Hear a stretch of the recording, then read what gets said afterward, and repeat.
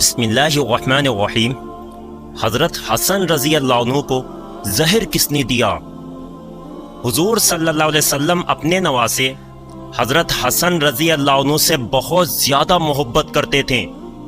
یہاں تک کہ جس دن حضرت حسن رضی اللہ عنہ کی پیدائش ہوئی تو ہمارے حضور صلی اللہ علیہ وسلم بہت خوش ہوئے اور جلدی سے حضرت فاطمہ کے گھر پہنچے اور حضرت حسن کو گود میں لیتے ہوئے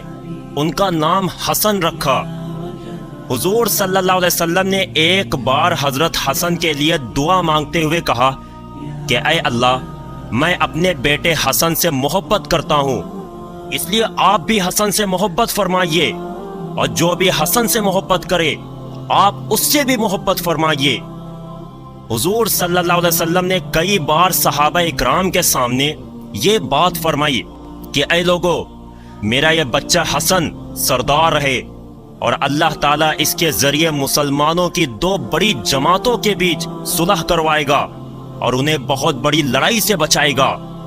اس لیے حضرت حسن و حسین سے صحابہ اکرام بھی بہت زیادہ محبت کرتے تھے اور ان کا ہر طرح سے خیال رکھتے تھے۔ جب حضرت عمر رضی اللہ عنہ کی حکومت کا زمانہ آیا تو ایک بار بہت سارا مال غنیمت حضرت عمر کے پاس لایا گیا، تو انہوں نے بڑے بڑے صحابہ اکرام کو جتنا مال بانٹا اتنا ہی حضرت حسن و حسین کو دیا۔ حضرت عمر رضی اللہ عنہ نے حسن و حسین کو 500 درہم دیے، تو اس پر حضرت عمر رضی اللہ عنہ کے لڑکے حضرت عبداللہ نے کہا کہ اے ابا جان،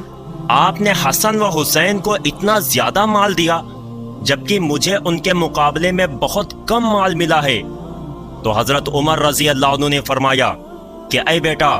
کیا تمہارے باپ حسن و حسین کے باپ کی طرح ہیں؟ کیا تمہاری امی حسن و حسین کی امی فاطمہ کی طرح ہیں؟ کیا تمہارے نانا حسن و حسین کے نانا حضور صلی اللہ علیہ وسلم کی طرح ہیں؟ مطلب حسن و حسین کا درجہ تمہارے مقابلے میں بہت زیادہ ہے، اس لیے انہیں مال بھی زیادہ دیا گیا۔ حضرت حسن رضی اللہ عنہ اپنے چہرے اور جسم دونوں اعتبار سے حضور صلی اللہ علیہ وسلم کی شکل و صورت سے بہت زیادہ ملتے تھے۔ ایک بار حضرت ابو بکر صدیق رضی اللہ عنہ عصر کی نماز پڑھا کر باہر نکلے تو حضرت حسن اس وقت بچوں میں کھیل رہے تھے۔ حضرت ابو بکر رضی اللہ عنہ نے جا کر پیچھے سے حضرت حسن کو اپنے کندھے پر اٹھا لیا اور فرمانے لگے کہ اے حسن، تم حضور صلی اللہ علیہ وسلم سے شکل میں بہت زیادہ ملتے جلتے ہو، اپنے باپ علی سے نہیں۔ حضرت علی رضی اللہ عنہ اس وقت پاس کھڑے تھے اور حضرت ابو بکر رضی اللہ عنہ کی یہ بات سن کر مسکرا رہے تھے۔ اللہ نے حضرت حسن رضی اللہ عنہ کے ذریعے مسلمانوں کی ایک بڑی جماعت کو آپس میں لڑنے سے بچا لیا، جیسا کہ حضور صلی اللہ علیہ وسلم نے کئی بار فرمایا کہ میرے بچے حسن کے ذریعے اللہ تعالیٰ مسلمانوں کی دو بڑی جماعتوں میں صلح کروائے گا۔ حضرت علی رضی اللہ عنہ کی وفات کے بعد حضرت معاویہ نے اپنی حکومت کا عام اعلان کر دیا، تو لوگ حضرت حسن رضی اللہ عنہ کے پاس آئیں اور کہنے لگیں کہ اے ہمارے امام، آپ کے والد کی وفات کے بعد ہم آپ کو حکومت کا زیادہ مستحق سمجھتے ہیں،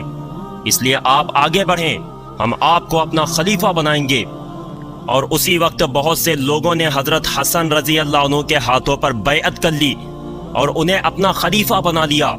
لیکن یہ بات جب حضرت امیر معاویہ کو پہنچی تو ادھر سے ایک لشکر تیار ہو کر جنگ کے لیے میدان میں آ پہنچا۔ اس لشکر کے جواب میں حضرت حسن رضی اللہ عنہ بھی ایک بڑی فوج لے کر جنگ کے میدان میں پہنچے۔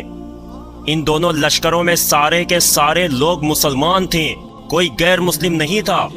بلکہ ان دونوں لشکروں میں تو بہت سے بڑے بڑے صحابہ اکرام بھی شامل تھے، اور قریب تھا کہ حضرت حسن رضی اللہ عنہ کے اشارے پر یہ دونوں لشکر آپس میں لڑ جاتے اور پھر بڑے بڑے صحابہ اکرام کو شہید کر کے ان کا مبارک خون نالیوں میں بہا دیا جاتا۔ لیکن اس وقت اللہ نے حضرت حسن رضی اللہ عنہ کو ایک بہت بڑا فیصلہ لینے کی طاقت عطا فرمائی کہ جس کی وجہ سے مسلمانوں کا خون بہنے سے رک گیا۔ حضرت حسن رضی اللہ عنہ نے جب دونوں لشکروں کو دیکھا تو انہیں خیال آیا کہ میرے اشارے پر ابھی اس جنگ کے میدان میں خون کی ندیاں بہنے لگیں گی اور بڑے بڑے صحابہ اکرام اس جنگ میں مارے جائیں گے۔ اس لیے حضرت حسن رضی اللہ عنہ نے فیصلہ کیا کہ میں اپنی حکومت کو چھوڑ کر حضرت امیر معاویہ کو ہی اپنا خلیفہ تسلیم کر لیتا ہوں اور مسلمانوں کو ایک دوسرے کا خون بہانے سے بچا لیتا ہوں۔ قریب تھا کہ یہ دونوں لشکر آپس میں لڑ جاتے ہیں، لیکن اسی وقت حضرت حسن رضی اللہ عنہ نے ایک اونچی جگہ پر کھڑے ہو کر اعلان کیا کہ اے لوگو، کہ میں اپنی حکومت سے دستبردار ہو کر حضرت امیر معاویہ کو اپنا خلیفہ مانتا ہوں، اس لیے تم لوگ بھی میرے ساتھ چل کر ان کے ہاتھوں پر بیعت کرو، کیونکہ میں نہیں چاہتا کہ مسلمانوں کی دو بڑی جماعتیں آپس میں لڑ کر ایک دوسرے کا خون بہائیں۔ حضرت حسن رضی اللہ عنہ کی اس بات پر انہی کے لشکر کے بہت سے لوگ بھڑک اٹھے اور کہنے لگے کہ آپ نے یہ کیسا فیصلہ لے لیا ہے کہ ہم سب امیر معاویہ کو اپنا خلیفہ تسلیم کر لیں؟ یہ غلط ہے، آپ ایسا نہ کریں، بلکہ ہم آپ کو ہی اپنا خلیفہ مانتے ہیں اور آپ کے لیے ہم اپنی جانوں کو داؤں پر لگا دیں گے۔ لیکن حضرت حسن رضی اللہ عنہ اپنے فیصلے پر اٹل رہے اور شام ہوتے ہوتے حضرت حسن رضی اللہ عنہ نے جا کر حضرت معاویہ کے ہاتھوں پر بیعت کر لی اور انہیں اپنا خلیفہ تسلیم کر لیا۔ حضرت حسن رضی اللہ عنہ کے اس مبارک فیصلے کی وجہ سے مسلمانوں کی دو بڑی جماعتیں آپس میں لڑنے سے بچ گئیں۔ حضرت حسن رضی اللہ عنہ اپنی حکومت سے پیچھے ہٹ گئے تھے اور شاید اب دوبارہ کبھی اپنی حکومت کا اعلان نہ کرتے، لیکن پھر بھی بنو امیہ کے کچھ لوگوں کو اس بات کا ہمیشہ ڈر رہتا تھا کہ کہیں کسی دن حضرت حسن اٹھ کر اپنی حکومت کا اعلان نہ کر دیں تو مسلمانوں کی ایک بڑی تعداد ان کے پیچھے چل پڑے گی اور ہماری حکومت پھر سے خطرے میں آ جائے گی۔ اسی لیے ان لوگوں نے سازش کر کے حضرت حسن رضی اللہ عنہ کو کئی بار زہر دے کر مارنے کی کوشش کی، لیکن ہر بار کسی نہ کسی بہانے سے حضرت حسن رضی اللہ عنہ کو اس زہر سے شفا مل جاتی۔ لیکن آخر میں ان لوگوں نے حضرت حسن رضی اللہ عنہ کو اتنا تیز زہر دیا کہ پھر وہ خود کو سنبھال نہ سکیں۔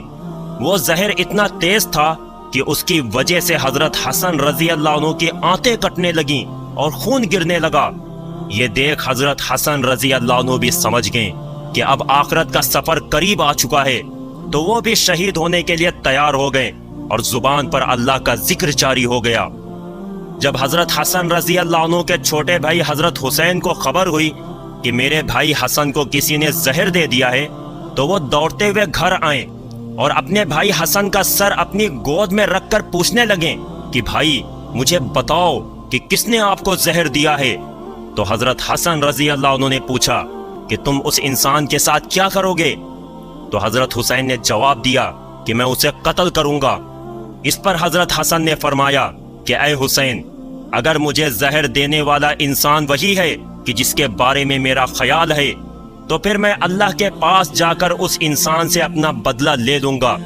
اور اگر زہر دینے والا انسان وہ نہیں ہے اور تم نے اسے قتل کر دیا، تو میں نہیں چاہتا کہ دنیا سے جاتے جاتے میں کسی بے گناہ کا قتل اپنے سر لے کر جاؤں، اس لیے میں کسی کو کچھ بھی نہیں بتاؤں گا۔ اتنا کہہ کر حضرت حسن رضی اللہ عنہ کی شہادت ہو گئی۔ پیارے دوستو، اس کے آگے کا واقعہ انشاءاللہ اگلی ویڈیو میں بیان کیا جائے گا کہ حضرت حسن رضی اللہ عنہ کی تمنا تھی کہ ان کی قبر حضور صلی اللہ علیہ وسلم کی قبر کے پاس بنے، لیکن بنو امیہ والے کیسے تلوار لے کر لڑنے آ گئے کہ حسین کی قبر ہم اس جگہ نہیں بننے دیں گے۔ اور پھر کچھ دنوں کے بعد بنو امیہ کے ایک بادشاہ ابو جعفر منصور نے حضرت حسن رضی اللہ عنہ کے لڑکوں اور پوتوں کو ایک کمرے میں بند کر کے ان کا گلا گھونٹ کے کیسے انہیں مار ڈالا تھا۔ انشاءاللہ یہ ساری باتیں اگلی ویڈیو میں بیان کی جائیں گی۔ دوستو، اگر ویڈیو پسند آئی ہو تو لائک کرنا اور چینل کو سبسکرائب کرنا نہ بھولیں، اور جاتے جاتے ایک پیارا سا کمنٹ ضرور کر دینا۔ السلام علیکم۔